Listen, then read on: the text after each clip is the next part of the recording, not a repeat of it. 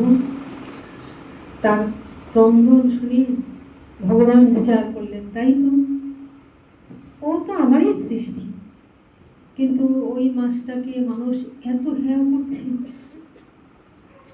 তাহলে বোঝা গেল, যদি প্রকৃতপক্ষে কেউ কোনো কারণে হেয় হয়ে যায়, প্রকৃতপক্ষে কেউ যদি কিছুতে মানে মনে করো মানুষ কাউরে ভালোবাসছে না, কেউ কাউকে অবহেলা অবজ্ঞা তুচ্ছতাচ্ছিল্য করছে, খারাপ করছে, আর সে যদি ভগবানের কাছে প্রার্থনা জানায়, তাহলে ভগবান কি করেন, করলে তিনিই করতে পারেন।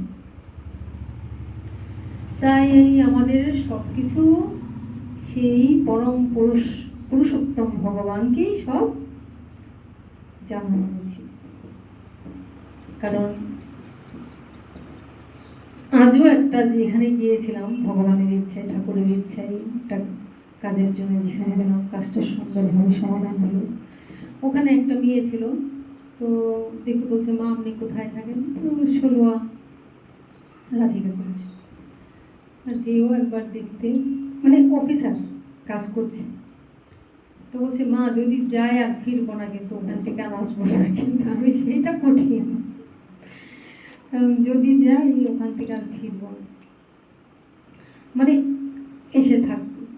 তাহলে আমি কাজটা ছেড়ে দিয়ে, আমার কোনো চাকরি টাকরি, আমার ওইসব বড় কাজটা দরকার নাই, একটু শান্তি চাই, শান্তি।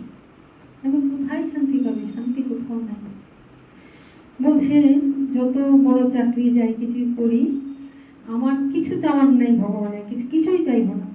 তাহলে কি জন্যে তুমি আসতে চাইবে না?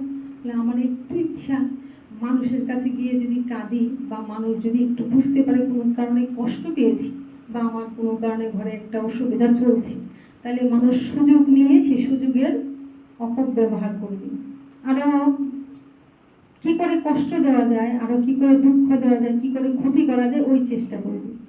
আবার ব্যঙ্গ করবে, বিদ্রুপ করবে, কান্না দেখে আমাকে আরও কি করে কাঁদাবে, ওই চিন্তা করবে। তাই আমার সাথে দুইজন ভক্ত গেছিল, ওরা শুনলো।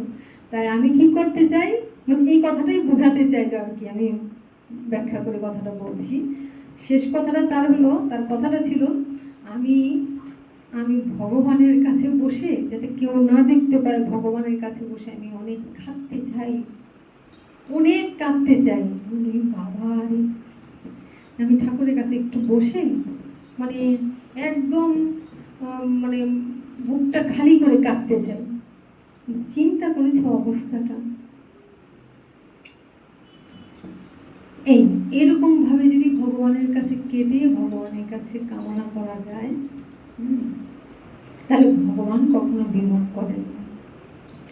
তো ওই মল মাসটা ভগবানের চরণে কেঁদে বলছিল, প্রভু কেন আমাকে এমন করলে, আমি কেন সবার কাছে হেয় হলাম, আমায় কেন সবাই এমন করছে, আমি তোমারই সৃষ্টি, আমাকে তো তুমি সৃষ্টি করেছো।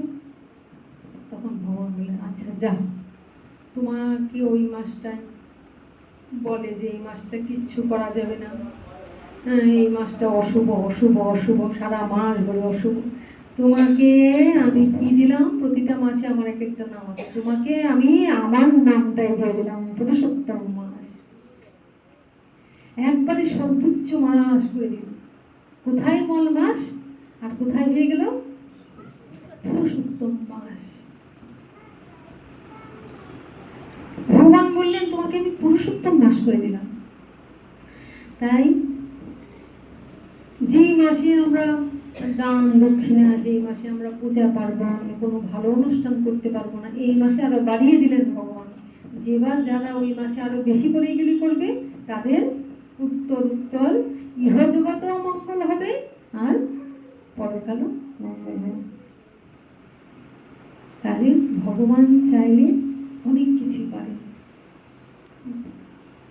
মানুষ পারে না। আমরা দেখেছি